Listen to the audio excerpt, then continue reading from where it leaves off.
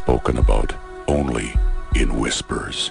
A dark area that spawns the beginnings of urban legends. A place where anything can happen and usually does. During the light of day, it hides just outside of view. But when the sun goes down, spirits, creatures of the night, roam free, and things do go bump in the night. It is in every state and every country, and there is no escaping it, no matter how safe you feel behind your locked doors and latched windows.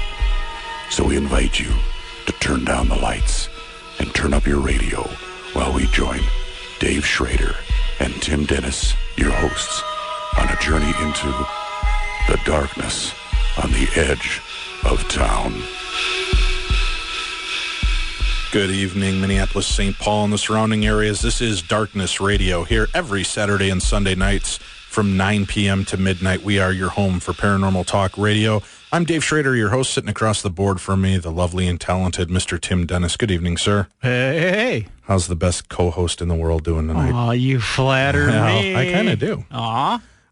Hey, man, we got a lot of cool, exciting little bits of news to share with our listening base here. First of all, yeah, we do. I want to thank everybody that came out to see the Quarantine screening with Tim, Nicole, and I this last Thursday. Had a great time. As a matter of fact, we have Nicole and Q. We're going to be bringing her on in a second and talking about Quarantine, the movie.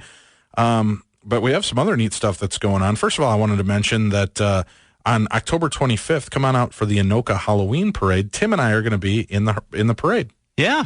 We're going to be. I'm going to go dressed as you. Oh, okay. Why don't you come dressed as me? What wow. do you think? It'll be fun to be chased by the women for a day. I think I might try that. Oh, look at you! Yeah, that's October 25th. It's at the Anoka. It's the Anoka Halloween Parade. So come on out and join us for that. I wanted to make a quick mention about tonight's show too, Tim, because we were talking about it last week. We were going to have Robbie Thomas on tonight, the psychic medium. We're going to work on some cases. To have him try to work on some cold cases. He is filming, and they called him into production, so he apologizes for not being able to be with us tonight. He will, in fact, be with us next Saturday night, so we will be working on some cold cases. If you know of a family and law enforcement that would like to be a part of the show next week, you can reach out to Tim or I at dave@darknessradio.com or tim@darknessradio.com. Let us know. We are going to be having him work on the Jacob Wetterling case, and that, what's her name, Kaylee... Yeah. Jeez, my mind is blank. The little 3-year-old girl that's been missing. Nicole beat me up because she's been beating on me for this case to make sure that we mention it. And then there's a little boy that we're going to be working to try to help in Oklahoma as well. So we're open up for about 2 to 3 more cases, and we'll do that next week. We're also going to be having, check this out on the show, Tim. We have Jesse Marcel Jr. is going to join us. And for people that are not familiar, Jesse Marcel Jr. is the son of Jesse Marcel. That's pretty good detective work you did there, sir. Yeah, I know how to figure this stuff out all on my own. I would have never figured that out. Jesse Marcel was the first, one of the first military people called to the UFO crash site in Roswell. So, and by the aliens? That's right. Yeah. Hey, pick us up, Jesse. We need a ride. Oh, we're screwed. And Jesse Marcel Jr. is also one of the witnesses to the actual scrap pieces of UFO that his father had. So, he's written books about how it's affected him. We're going to be talking to him in the next coming weeks as well. And hey, how would you like to spend my birthday with me? Well, I have a little something planned for you. It involved candlelight, a little cake, and a little bow, and I'll let you guess where the bow is, mister. Stop it. November 22nd, I'm celebrating my big 4-1, Tim, and I'm going to be doing it in Mentone, Alabama.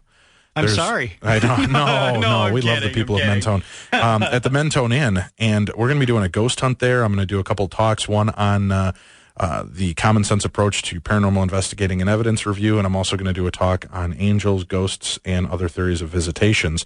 So if you're interested, it's only $25 to come spend the day there. There are rooms available at the Mentone Inn. It's a haunted hotel, and we're going to be doing ghost hunts there. If you're interested, you can give them a call at 800-455-7470. Again, 800-455-7470. And you can join us for that. And last couple of quick little mentions I just want to mention here.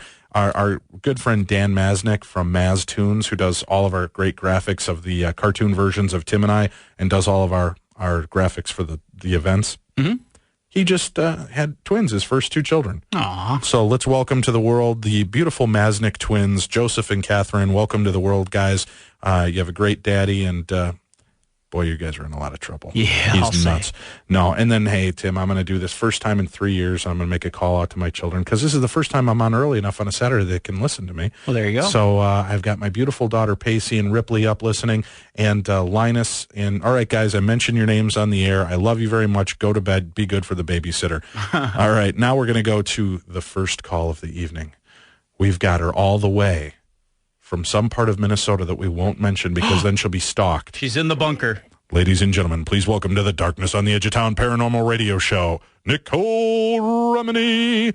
Wow, listen to that. Good evening, Nicole. Boy, are you getting sick of seeing me and Tim yet? God, are you kidding me? I love you. Yeah, we saw you at the movie premiere, which was great, and then you went with me to Lisa Williams last night to see the great Lisa Williams do her psychic medium readings out at the Earl Brown Heritage Center in Brooklyn Park, and that was a great show, huh? That was fascinating. I could have sat there for hours listening to her. I mean, talk about cold cases. How about that last reading that she Wow, yeah, that was great, Tim. You should have seen she does, I'm always skeptical of psychics and mediums, and she does a lot of the, generic-y stuff like every psychic medium does. And then just when you start to question, is there any reality to this, all of a sudden she throws in, she just starts nailing this murder case. And this whole family's just sobbing through the whole thing. And I'm not putting down the family, but it was just unbelievable that, she was just nailing stuff left and right. Oh, so. I think I even talked to my sister Leah today about it, who is just, she's like, I don't want to know anymore. I don't want to know anymore. I mean, she was freaking out. Well, we're, also, here's some cool news, Timothy. Our little Nicole, she's going to be a TV celebrity here very soon. Did you know that? On, what is it, October 20th? October 20th, I'm going to be on Showcase, Minnesota, which is an NBC local show. And for those who are listening on the Internet, you could actually go to Showcase, Minnesota that day, and as soon as the show airs, the clip will be on the Internet. So you can go and see everything that we do in regards to the top. We're going to cover the top 5 scariest movies that you've never seen but should see. That's what I'm going to be talking about. Very cool. So that's CARE 11, and that's October 20th, and it's Showcase, Minnesota. Showcase, Minnesota. Great. Yep. Now, we had the opportunity to host a screening the night before it opened up of the new horror movie Quarantine, and we'll each 3 weigh in on this because it's one of the few times all 3 of us get to see the movie together again. But right. So let me hear your official ratings on this movie. What did you think of Quarantine? Well, I actually really liked it. I mean, for those who don't know what the movie's about, it is, I would say, probably one of the best Blair Witch ripoffs that I've ever seen. Because the movie is shot with one camera, so there's a lot of bumping and a lot of jumping around. If the camera falls, we fall with it. So basically, the premise is the young female reporter and her cameraman, they go on a ride-along with the L.A. Fire Department, and they end up in this building, which I thought was an amazing building. And being that I'm from L.A., I've never seen anything like it, but... That's because it was really filmed in Toronto, Canada, I think. Yay, Sony. So they basically go out on this ambulance call. They end up in this old apartment building, and they go to take care of this older woman who ends up is foaming at the mouth. She's growling. She's covered in blood in her white nightgown, and before you know it, she's eating people. So basically, that's the premise of the movie. There's a lot of people eating people, a lot of blood, a lot of foaming at the mouth. Eating people. They're the yummiest people. That's right. Yeah, so it's kind of a twist on a new, it's kind of a zombie genre movie. It's kind of like, I don't know, would you say it's kind of a cross between 28 Days Later, Night of the Living Dead, and then kind of a rabies movie, right? Yeah, well, I wasn't going to give away what it was. Well, they don't really say that that's the kick. They just say that it's like a derivation of, look at that. Did I even use that word correctly, Tim? Derivation? Derivation is something where something comes from. Wow, so I'm right. So a derivation. So you are right. I'm going to name my first kid Derivation. Yes, Derivation Dennis. So, but it's a cool little twist. The resident vet figures out what actually is going on. Needless to say, he doesn't live either. I mean, nobody's spared. I mean, 10-year-old kids eating their parents. It really my advice is absolutely see this movie. I thought they did a great job. And the lead actress, Jennifer Carpenter, she's from Dexter. She plays his sister. Mm-hmm. She does a phenomenal job, I thought, of being scared. I honestly, I wanted to hit you almost the entire movie. Like when she would scream at her cameraman to turn the light on, when she was really scared in the dark, she's going, turn the light on, turn the light on. I wanted to hit you, turn the light on. I really felt for her. I thought she really did a phenomenal job in the role she was given. Now, I will say, too, and I'm not going to give away anything on this, but there is one of the coolest, and Tim, you could weigh in on this, huh? There is one of the coolest dispatches of a zombie ever in this movie. Oh, yeah. Using the camera. It's amazing. Oh gosh, there are some scenes. Yeah, that is just awesome. We don't want to give any more away on it, but you just got to check it out. It is an awesome flick. Although I'm going to be, I was worried because I don't want to tick off the movie companies that bring us in. But it's only fair. I want to play this. I love the movie. Mm-hmm. I think it was one of the scariest movies I've seen in a long time. I think it had a great premise, and I love zombie movies, so that was great. However, the one thing, the common thread between Blair Witch, Cloverfield, and this is, I don't know, as I get older, my delicate constitution just can't take all this jumpy camera. Well, that's what I was going to say, and when you get my review, you'll see I said this. Advil and Dramamine, I absolutely recommend it before you go into this movie. Yeah, I came out with a raging headache, and I was nauseous, and I just had the cold sweats because there's so much movement of the camera that detracts just a little bit from the movie. But the actual story and the way they put it all together is, I think, beautifully done, and it is probably one of the creepier movies I've seen. Now, Tim, we've had our chance. What did you think of it? I know you're more of the pacifist when it comes to these horror movies. What did you think? Now that I've had a day or two to think about it, I liked it, but I'll tell you this much. As far as the acting goes, Nicole's right. Jennifer Carpenter is amazing. She goes from calm and collected to nervous breakdown throughout this movie and just goes the gamut as far as emotions go. The rest of the acting is your typical horror movie acting. I mean, there's not, But for what it's worth, horror movies don't make me jump. This one made me jump a few times, which, I give it props for that. And I really, although you guys didn't like the shakiness in it, I liked it because it made everything feel claustrophobic and tight. Right, it did that. But for those of us, I hope when they release the videos of these, like DVDs, what I would really love to see is shaky cam version, non-shaky cam version. That'd be great. So I could watch it because it's a great movie, but I can never watch it again. Right, I can't ever watch it again, but if I did again, it would be Dramamine and Advil. And big thing, do not bring your kids to see this movie. It is not for kids.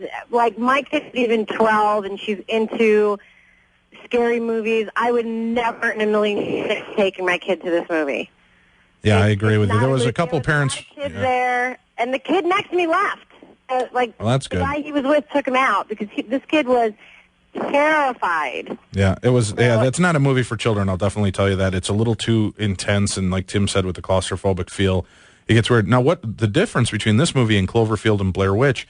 Blair Witch, Cloverfield used actors that we'd never seen before because they were trying to give the realistic feel of you're just catching this as it happens. This actually has some cool actors. A lot of those B-level celebrities that you see every movie, but you don't know their names.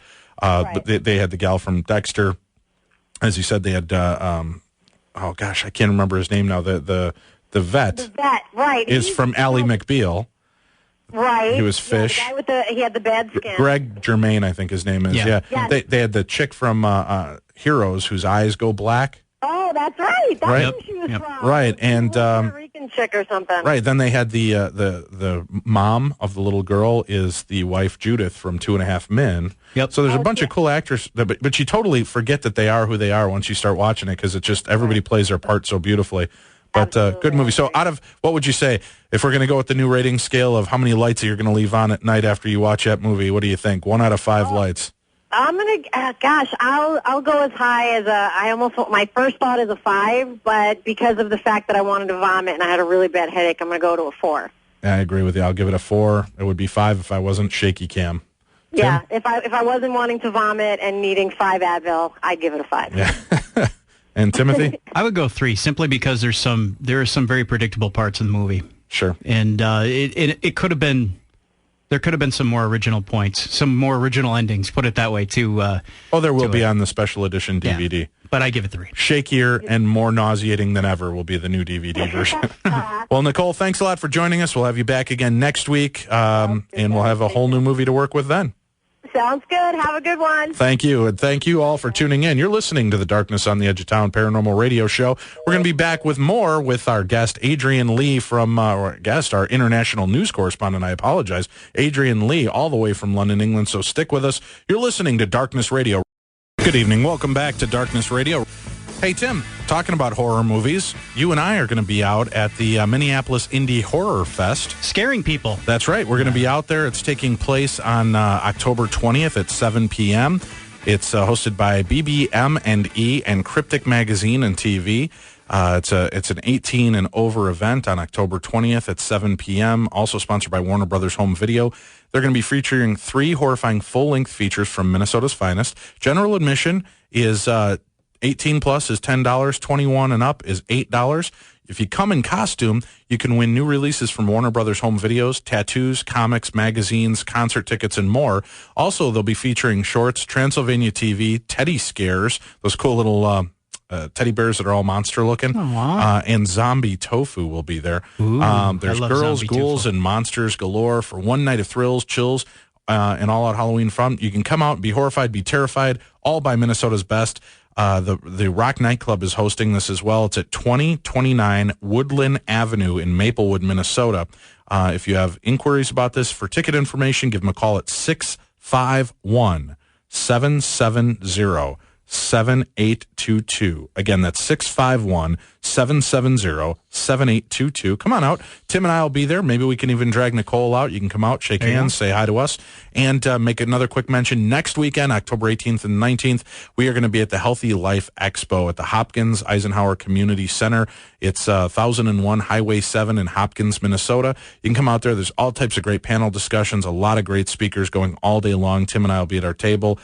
For information, go to MediaMaxEvents.com. Again, that's MediaMaxEvents.com. That's October 18th and 19th at the Hopkins Eisenhower Community Center. The Healthy Life Expo.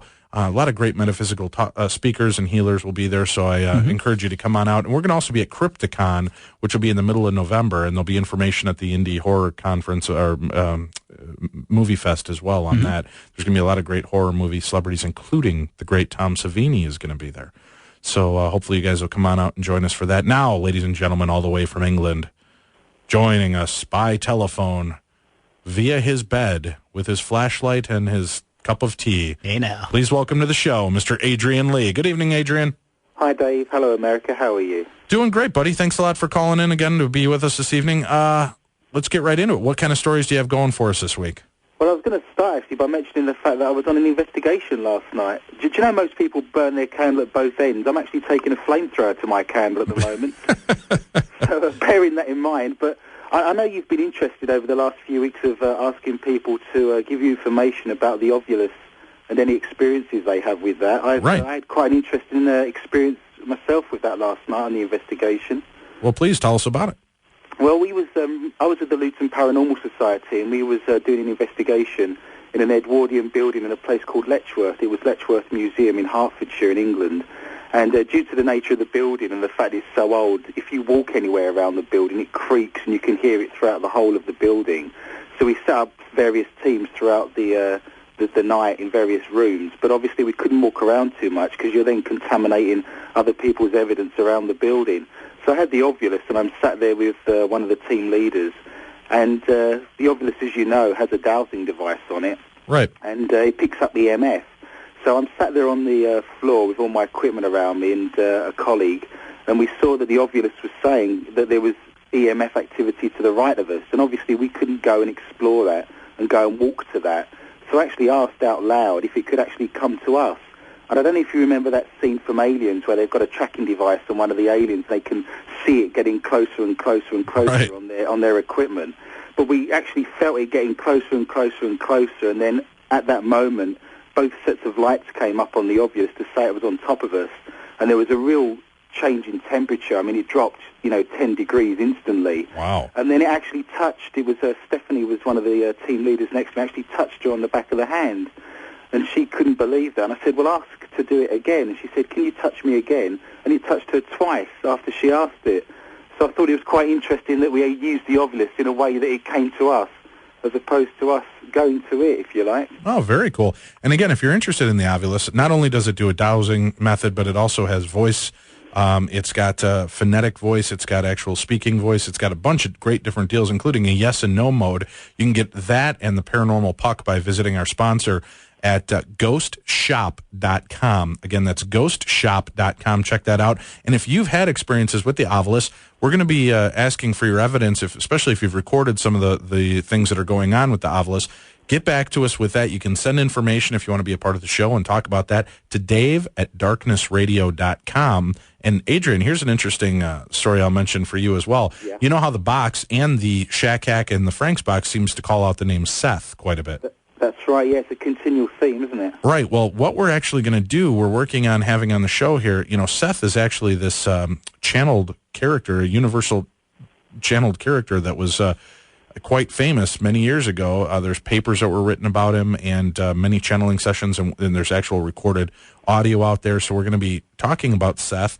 We're going to be talking about this, and we're going to be delving into it also with Bill Chappell, the creator of the Ovilus, and seeing what his thoughts and weigh in on this is. Here's another cool mention for you, too. Anybody that's attending the Stanley gets to see something pretty cool. Tim, I didn't even mention this to you. A lot of skeptics out there are questioning the Ovilus, and they think that Bill has added words that he's not admitting to. Okay. He's going to break down the Ovilus in front of people and give people the chance to see every one of the code so they can see every word that's in the Ovilus themselves. And he's going to show people all the internal dynamics of how this works so that there is no question that he's faking or preloading them with words that he says are not part of the dictionary. Okay. So that's kind of an interesting deal. So if you're attending our Stanley event, Bill Chappell will be there doing that. So where are we off to next? Let's take our first break here real quick, Adrian. We'll come back, and then we'll get into the news for the night. Is that okay with you? Yep, not a problem at all, sir. All right, great. Well, stick with us. You guys, you're listening to Darkness Radio. Good evening. Welcome back to Darkness Radio. Hey, join us out for our first annual Halloween bash. Tim, myself, Adrian, Nicole, Bree, Susan, the whole crew is going to be out there. We're going to be there on Halloween. You can join us out there for the free party. Come on out and be a part of it with us. It's at the Palmer House in Sauk Center, Minnesota. For all the information and for phone numbers for local hotels in the area, so if you drink, you don't have to drive, look at our website at darknessevents.com. And if you'd like to join us on any of our other trips, keep checking our website at darknessevents.com. We've got the Waverly trip coming up in May, and we've got the awesome UFO Isetti Ranch trip coming up in August 2009. I hope that you'll join us. And for tonight's show, just to make a quick mention, Robbie Thomas, the psychic, will not be on tonight as we originally had planned. We will have him back next Saturday, and we'll be working on those cold case files. Tonight, Tim, we're delving into the darkness that truly is Disneyland. Oh, boy! Exactly. Can you believe it? The name of the book is Latitude 33, Key to the Kingdom, and it's an investigation into the arcane science of hermetic engineering of Disneyland. It's an interesting book, an interesting read with Walter Bosley, so stay tuned for the top of the hour. We'll be back. Right now, though, we're going to go to Mr. Adrian Lee out in England. Adrian, where are we going off to tonight with our first news story? Right, Dave, let's start our section on the bizarre and strange, the short boat trip across the English Channel to the land of windmills and tulips. Police in Holland are searching for a man who tricks women into letting him into their homes and then strips off in front of them. The man's usual tactic is to get the women to take pity on him by claiming to have fallen from a tree or lost a contact lens. He's using some of your best lines there, Dave, isn't he? Well, keep it cool, Aid. I don't want everybody knowing my pickup lines. Fair enough. If the women offer to help him or invite him into their homes, he then proceeds to remove his clothing. So far, the man has always left as soon as he has been asked to have stopped stripping. Police say the man who rides a bike has surprised a number of women around the region of 20 and Achterhoek. I mean, I'm not surprised he's surprised a number of women, because riding a bike naked, I mean, that's a daring escape at high velocity right there, isn't it? Yes, it is. I mean, that could almost be hypnotic in some strange kind of way. Maybe in your world, Adrian, not in mine. Funny enough, when you mention it, Adrian, women ask me to stop stripping too. So it's and I kind of just do that at random. Yeah. You haven't been in Holland recently, no? Well, maybe. As far as you know. Where are we off to next? Well, moving stealthily and unseen to the bottom of the earth, police in New Zealand are searching for a man who has been surviving on dog biscuits whilst lost in the bush. The 80-year-old went missing with his dog in the Abel Tasman National Park after hunting. Hamish Sidwell Stodders tried to call police on his mobile phone, but the call was cut short when the batteries went flat. He told police he'd been living off of dog biscuits that he had with his pet. Police say they do not know where he is missing, and they don't know where he lives. And what equipment he had taken into the bush, they don't know what he's got with him or anything, or where he is now. So they're still looking for him. But Mr. Stothers could also have landed himself on the wrong side of the law, because you're not actually allowed to walk your dog in the national park. So when they do track him down and find him, I suspect he's in for a bit of a fine there. But police are still searching for him at the moment. But I'm sure when they do find him, he'll have bright, healthy teeth and a nice, shiny, long coat, I suspect. Yes, and I think a sated stomach and no dog. What do you think that means? I've heard the dog could be very greasy, to be honest, so I'm not sure he wants to go down that road. Well, Tim's eating some dog right now, aren't you? A little Vietnamese cooking in there for you? Chinese, yeah. Good deal. Yep. All right, where are we off to next, Mr. Lee? Well, keeping with all themes food-related, with the credit crunch kicking in, shoppers will be relieved to hear that cost-cutting effective steak, or an alternative to steak, is now available for creating classic meat dishes. The Testicle Cookbook was published this week and has been hailed as the world's first testicle recipe collection, and includes testicle pizza. I don't know if that's something you've ever had there, Dave. No, I haven't had the pleasure quite yet. One drunken night in college. Yes. I know they do waffle pizza in this country because I heard a radio advertising that they do liver. That's some of my best material. How dare you? Oh, my goodness. It says they do battered testicles as well. I don't know if you've ever experienced battered testicles. Well, again, when I was a teenager and going through puberty, I did. I played football for 8 years. Yes. I'm sure there's a Dutchman riding around on a bike that's experienced that at some point.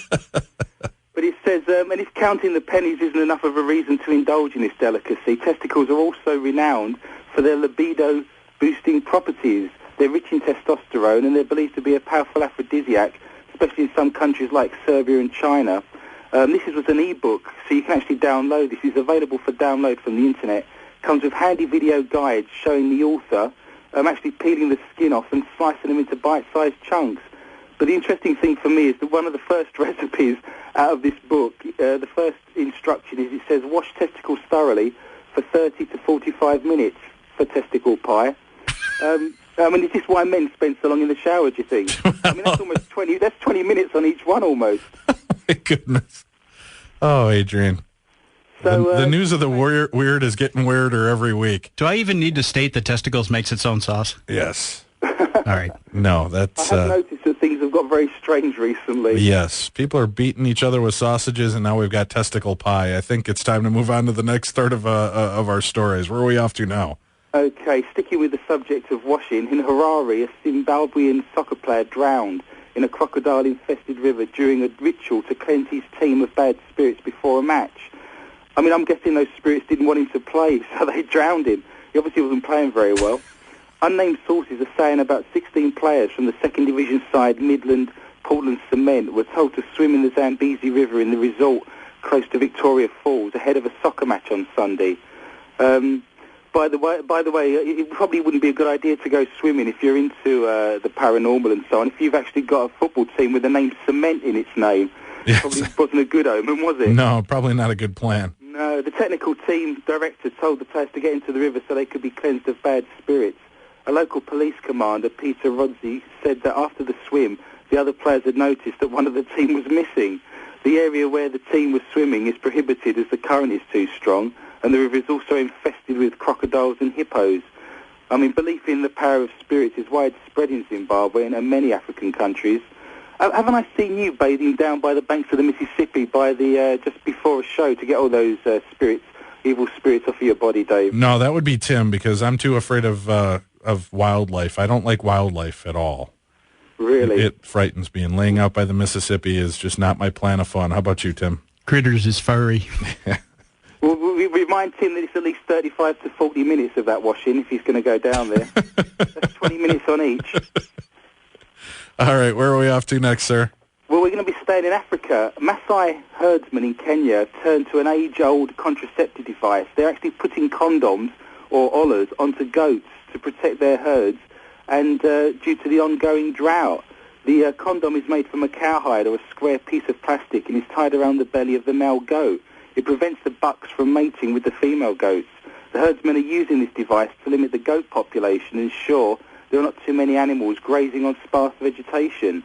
We don't want to breed in this drought, said Mr. Oli Kipameto, a goat owner in the Kajiado district.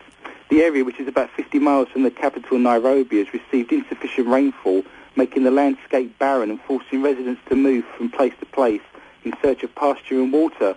In the Maasai community, livestock are often people's only asset and sole means of survival. He says, we tie this hide under the belly of the buck for 3 months. After that, we remove it, and then they can breed in November when the short rains come. But this rectangular piece of cowhide is passed over the buck's head and over its front legs, and it's secured under the belly with a rope or piece of elastic. I was wondering if the female goat had any say in this at all. I don't know. She might not be that kind of goat. I don't know. I mean, it seems a very bizarre thing to do. It says those who do not use it could actually face a hefty fine if their bucks are found to be guilty of impregnating another herder's doe. But early trials have seen flavoured condoms to be the most popular, with grass coming out on top. Oh, my God, Adrian, you need some severe help. Does this not raise the old age question of when it's appropriate to bring up the topic of contraception? I mean, would you mention that whilst you were down by, chatting by the watering hole, or perhaps later in the evening when you're grazing in a pasture, or do you actually wait till you get back to a stable? What do you think? I mean, that's a dilemma, isn't it? That it is. And I also think it's time for our last break of this hour. You're listening to Darkness Radio. We'll be back with more international news, and I promise there's ghosts and UFOs to be spoken about next, folks. You're listening to Darkness Radio. Good evening. Welcome back to Darkness Radio. I'm your host, Dave Schrader. Join me on my birthday, November 22nd, out at the Mentone Inn in Mentone, Alabama. Come on out. We're going to do a couple of talks, and we'll get a chance to ghost hunt this very haunted hotel. For more information and tickets, 800-455-7470. Again, 800-455-7470. November 22nd in Mentone, Alabama. Tickets are only $25. You can call and get your tickets now. We're going to go back to our international news correspondent, Mr. Adrian Lee. All right, Adrian, let's get into the weird world of the paranormal now. What's going on around the world? We can certainly do that. The British government actually released some very exciting documents this week. Secret documents have revealed the Ministry of Defence have been studying the paranormal and other unexplained scientific phenomena for the use in the war against terror. The newly released files show that just after 9/11, the Ministry of Defence conducted research projects into psychics with the possibility that they could use them to locate terrorist cells. The freedom of information has led to this disclosure of top-secret Ministry of Defence documents, which show the government has been looking seriously at fringe sciences. We can assume they didn't want us to know about it, as the documents are marked secret, UK eyes only, which is in fact one of the highest classifications used by the MOD, Ministry of Defence. One study into the phenomenon of psychics, or remote viewing, as the MOD call it, was secretly commissioned only a month after the New York terror attacks. A questionnaire was sent to psychics, none of whom knew this was an MOD project, and it was probably disguised as an academic study. But in the documents there are hints of small breakthroughs. Testers asked psychics to identify a series of hidden images, including a wine glass and a picture of Mother Teresa. And the files revealed the psychics may have actually accessed some of the features of this target, of these images, and then it was later discussed that they were thinking about recruiting one or two of these psychics after they got this right to go after sensitive targets. The next part of the study has been blacked out, but coming so close to 9/11, it would perhaps suggest that the terrorists were in fact the targets for this. And it's been well known that the police forces have used psychics for many years, but to the extent of this, the government and the MOD, it isn't known whether they, how much they delve into this. But it transpires that the defence intelligence staff have also been dabbling in other fringe sciences. These include exotic propulsion systems and even the possibility of using energy fields to modify people's behaviour, hinting at the exploration of mind control. Much of the research is actually contracted out to defence corporations run by the ex-military, which means that the MOD can actually get around the Freedom of Information Act. Huh. But some recently privatised UK defence research organisations have been going into research into things like invisibility and looking at anti-gravity systems. But also, and this survey has come up this week, also shows that 88% of people in the UK didn't know their government actually had fringe science projects, and 77% thought that it was perhaps a waste of money. But having said that, I mean, if we took that particular view that it was a waste of money, we probably would never have developed things like the aeroplane and the rocket. There are always people in history saying that things are impossible, but yet we've done them anyway. So perhaps they're not so crazy to kind of look into this. But I thought it was interesting that it's been released, and it actually shows the government have an interest and have units actually looking into these things and are doing tests for that. Wow, very cool. But so how did this leak out? Who's leaking this stuff, Adrian? It's not leaked. The Freedom of Information Act actually requires the government to release these documents after a set period of time to the public. So they're not being leaked. Anything that is still delicate or still being used is blacked out, but you can actually fill in the gaps if you're fairly educated as to where they're going with it. But all this information is basically released from the government due to the Information Act, the European Information Act. So it's all there to be looked at. They can't. Everything's transparent now, in effect, unless it's obviously sensitive to the country's security. Right. And obviously they felt that wasn't an area that would be sensitive to UK and Europe, so they're happy to release that. All right, very cool. Where are we off to next? Well, moving into the far north of Britain this time, scientists have met for an alien summit. The origins of life in our galaxy and the search for alien life outside our solar system was at the forefront of discussions by experts in Edinburgh this week. The scientists gathered at Edinburgh's Royal Observatory for this year's annual workshop, and it ran from Wednesday to Friday this week. And members of the public heard about some of the research they're doing in this year's public talk, Are We Alone? I have a guess, Dave, at how many planets they've now discovered actually outside our own solar system. Any idea? 10,000. 10,000. I don't know. There's got to be, right? I mean, they can see outside of the... Yeah, there are. I would suggest there probably is that many planets, but ones they've actually noted and they've actually got confirmation of.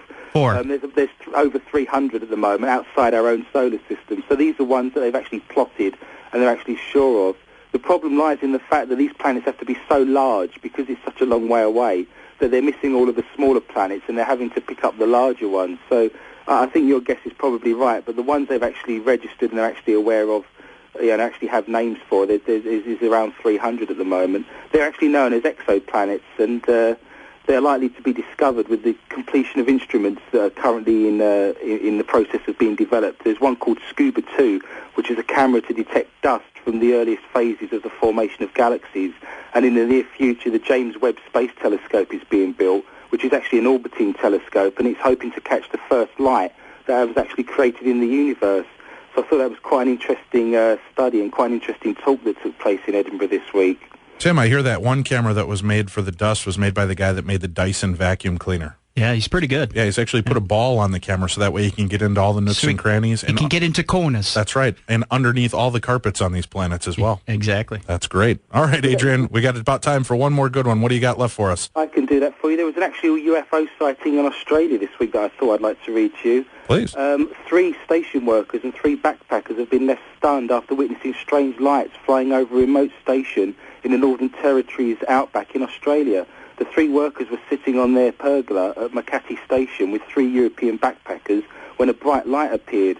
Mr. Arlett, 58, said they was all stunned by this bizarre sighting. This strange light was seen coming straight for them over the top of a house. He says, as we walked outside, we were watching it come towards us, and then he went straight to the east and faded out. Mr. Arlett, who has lived at the station in the north of Tennant Creek for 8 years, said he couldn't believe his eyes. As the light approached, he says it was a very strange thing that he saw, and he'd never seen anything like it. And he actually said that the 3 European backpackers were still in shock.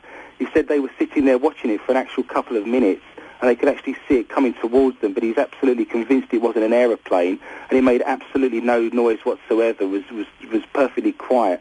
He said you couldn't hear anything. And then he said the light returned the very next evening and did exactly the same thing, but actually came from the opposite direction. So I thought that was quite an interesting sighting in Australia there, and it was seen by 6 people. Very cool. Now let's make a quick mention again, Adrian, that we're going to be out next week at the Healthy, what is it, Tim, the Body Health and Mind Expo? Healthy Life Expo, I believe, right? Right, you're right. I'm sorry. My mind is melting down quickly. It's the Healthy Life Expo, October 18th and 19th. And Adrian's going to join us, Tim. He's going to come in for one of the days and sit with us at the table and meet people and say hi. So if you guys are interested in meeting International Correspondent Adrian Lee, come on out to the Hopkins Eisenhower Community Center. Oh, geez, what was that? Wow, I don't know. Are you joking? Lost are you okay? My oxygen flow there. But can you breathe? October 18th and 19th. You can get information by going to MediaMaxEvents.com. Hey, Adrian, you going to come out with us to that horror movie Indie Horror Fest as well on Monday the 20th? I can certainly do that for you. Was you hyperventilating at the thought of me sitting next to you in the studio? Yeah, I'm a little, I get worked up easily around you. So there'll be lots of European man hugs. Yes, very cool. Well, thanks a lot for the news this week. We'll get back with you again next week, Adrian. Pleasure as always. As always, it's great speaking with you, sir. You guys stay tuned. You're listening to Darkness on the Edge of Town Paranormal Radio Show. We've got a lot of great things coming up. As a matter of fact, we're going to be joined by author Walter Bosley in a little bit, talking about Latitude 33, Key to the Kingdom, an investigation into the arcane science of hermetic engineering of Disneyland. Tim, I knew this place was evil. I knew it too. We're going to be back talking about that and more. We'll be taking your calls tonight, 800-270-5560, 800-270-5560, or you can give us a call locally at 651-989-5855 if you have questions for our guest. We'll be back with more Darkness Radio right after the top of the hour break. You're listening to the home of the best paranormal talk radio on the air, 100.3 K-Talk.